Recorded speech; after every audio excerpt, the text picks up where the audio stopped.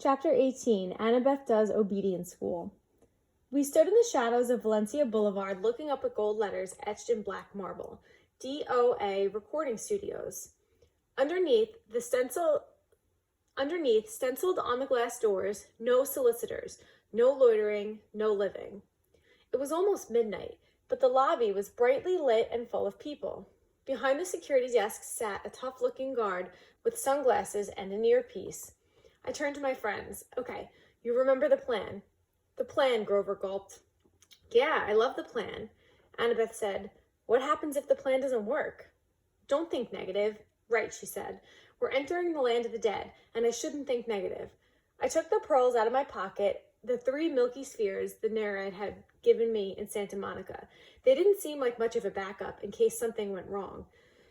Annabeth put her hand on my shoulder. I'm sorry, Percy. You're right. We'll make it. It'll be fine. She gave Grover a nudge. Oh, right, he chimed in. We got this far. We'll find the Master Bolt and save your mom. No problem.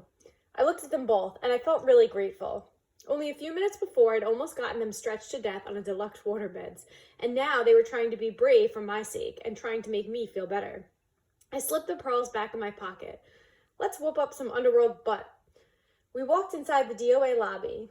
Music played softly on hidden speakers. The carpet and walls were steel gray.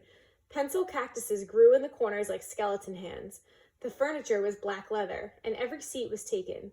There were people sitting on couches, people standing up, people staring out the window or waiting online for the elevator. Nobody moved, or talked, or did much of anything. Out the corner of my eye, I could see them all just fine, but I focused on any one of them in particular. They started looking. Transparent. I could see right through their bodies. The security guard's desk was a raised podium, so he had to look up at him. He was tall and elegant, with chocolate-colored skin and bleached blonde hair, shaved military style. He wore tortoiseshell shades and a silk Italian suit that matched his hair. A black rose was pinned to his lapel under a silver name tag. I read the name tag, then looked at him in bewilderment. Your name is Chiron? He leaned across the desk. I couldn't see anything in his glasses except my own reflection, but his smile was sweet and cold, like a python's, right before it eats you. What a precious young lad. He had a strange accent, British, but also as if he had learned English as a second language. Tell me, mate, do I look like a centaur? Sir, he added smoothly. Sir, I said. He pinched the name tag and ran his finger under the letters. Can you read this, mate? It says Charon. Say it with me. Charon. Charon? Amazing. Now, Mr. Charon. Mr. Charon, I said. Well done, he sat back. I hate being confused with that old horseman. And now, how may I help you, little dead ones? His question caught in my stomach like a fastball. I looked at Annabeth for support. We want to go to the underworld, she said. Charon's mouth twitched. Well, that's refreshing. It is? She asked. Straightforward and honest? No. Screaming. No. There must be a mistake, Mr. Charon. He looked us over. How did you die then? I nudged Grover. Oh, he said, drowned in the bathtub, all 3 of you, Charon asked. We nodded. Big bathtub, Charon looked mildly impressed. I don't suppose you have coins for a passage. Normally with adults, you see, I could charge your American Express or add the ferry price to your last cable bill. But with children, alas, you never die prepared. Suppose you have to take a seat for a few centuries. Oh, but we have coins. I set 3 golden drachmas on the counter, part of the stash I'd found in Krusty's office desk. Well, now, Charon moistened his lips. Real drachmas. Real golden drachmas. I haven't seen these in... His fingers hovered greedily over the coins. We were so close. Then Charon looked at me. That cold stare behind his glasses seemed to bore a hole through my chest. Here now, he said. You couldn't read my name correctly. Are you dyslexic, lad? No, I said. I'm dead. Charon leaned forward and took a sniff. You're not dead. I should have known. You're a godling. We have to get to the underworld, I insisted. Charon made a growling sound deep in his throat. Immediately, all the people in the waiting room got up and started pacing, agitated, lightning, cigarettes running through their hair, or checking their wristwatches. Leave while you can, Charon told us. I'll just take these and forget I saw you. He started to go for the coins, but I snatched them back. No service, no tip. I tried to sound braver than I felt. Kayron growled again, a deep, blood-chilling sound. The spirits of the dead started pounding on the elevator doors. It is a shame, I sighed. We had more to offer. I held up the entire bag from Krusty's stash. I took out a fistful of drachmas and let the coin spill, through my fingers. Kayron's growl changed into something more like a lion's purr. Do you think I can be bought, godling? Just out of curiosity. How much have you got there? A lot, I said. I bet Hades doesn't pay you well enough for such hard work. Oh, you don't know the half of it. How would you like to babysit these spirits all day? Anyway, please don't let me be dead, or please let me cross for free. I haven't had a pay raise in 3,000 years. Do you imagine suits like this one come cheap? You deserve better, I agreed. A little appreciation, respect, good pay. With each word, I stacked another gold coin on the counter. Kayron glanced down at his silk Italian jacket, as if imagining himself in something even better. I must say, lad, you're making some sense now. Just a little. I stacked another few coins. I could mention a pay raise while I'm talking to Hades. He sighed. The boat's almost full anyway. I might as well add you 3 and be off. He stood, scooped up our money, and said, come along. We pushed through the crowd of waiting spirits, who started grabbing at our clothes like the wind, their voices whispering things I couldn't make out. Kayron shoved them out of the way, grumbling freeloaders.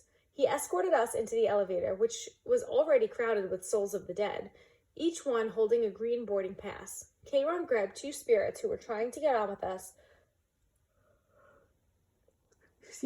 and pushed them back into the lobby. Right now, no one get any ideas while I'm gone, he announced in the waiting room.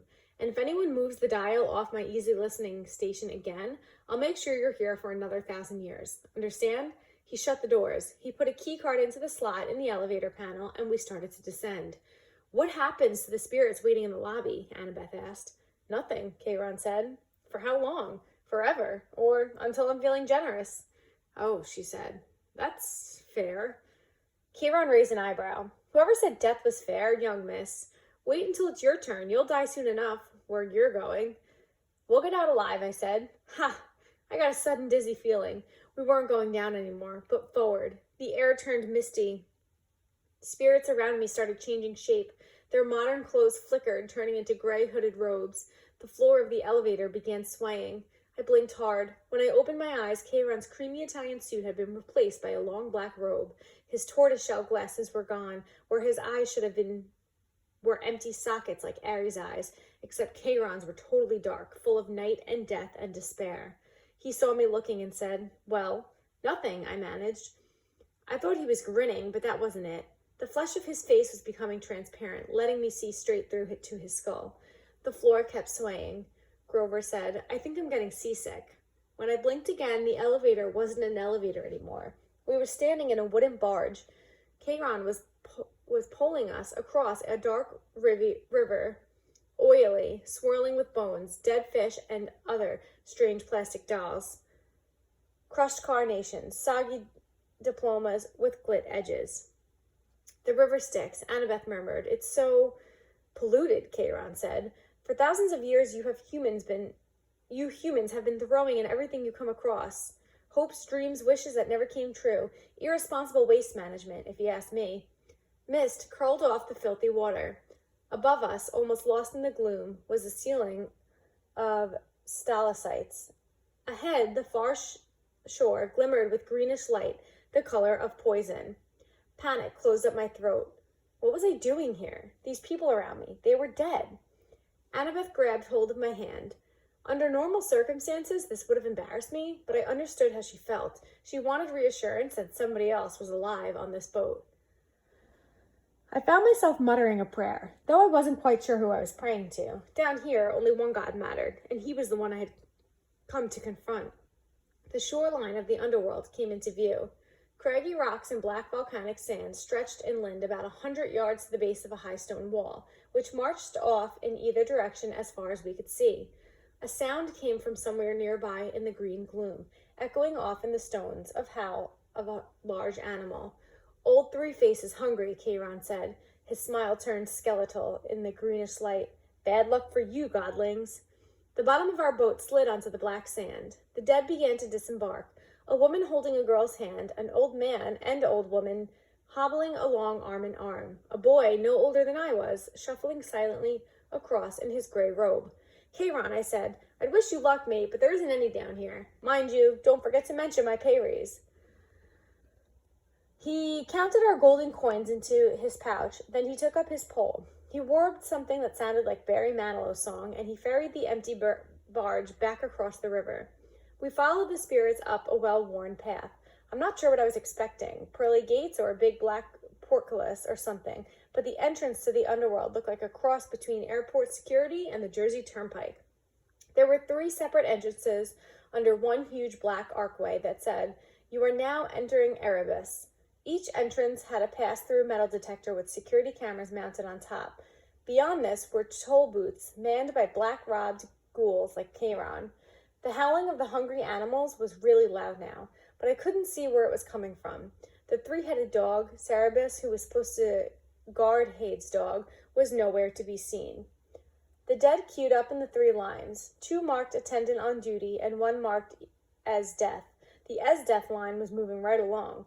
The other 2 were crawling. "What do you figure?" I asked Annabeth.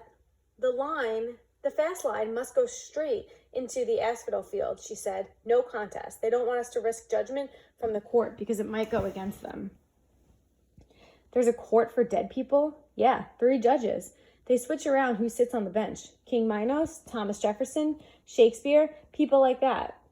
Sometimes they look at a life and decide that a person needs a special reward in the field of Elysium. Sometimes they decide on punishment, but most people, well, they just lived. Nothing special, good or bad, so they go to the asphodel fields." "And do what?" Grover said, imagining standing in a wheat field in Kansas forever. "Harsh," I said. "Not as harsh as that," Grover muttered. "Look." A couple of black-robed ghouls had pulled aside one spirit and were frisking him at the security desk. The face of the dead man looked vaguely familiar. "He's that preacher who made the news. Remember?" Grover asked. "Oh, yeah, I did remember now. We'd seen him on TV a couple of times at the Yancey Academy dorm. He was this annoying televangelist from upstate New York who'd raised millions of dollars for orphanages, then got caught spending the money on stuff for his mansion, like gold-plated toilet seats and an indoor putt-putt golf course. He died in a police chase when his Lamborghini for the Lord went off a cliff." I said, "What are they doing to him?" "Special punishments from Hades," Grover guessed. "The really bad people get his personal attention as soon as they arrive. The kindly ones will set up an eternal torture for him." The thought of the Furies made me shudder. I realized I was in their home territory now. Old Mrs. Dodds would be licking her lips with anticipation. "But if he's a preacher," I said, "and he believes in a different hell," Grover shrugged. "Who says he's seeing this place that we're seeing, the way we're seeing it? Humans see what they want to see. You're very stubborn, persistent in that way." We got closer to the gates. The howling was so loud now it shook the ground at my feet. But I still couldn't figure out where it was coming from. Then, about 50 feet in front of us, the green mist shimmered. Standing where the path split into 3 lanes was an enormous, shadowy monster. I hadn't seen it before because it was half transparent, like the dead, until it moved. It blended with whatever was behind it. Only its eyes and teeth looked solid, and it was staring straight at me. My jaw hung open. All I could think to say was, "He's a Rottweiler."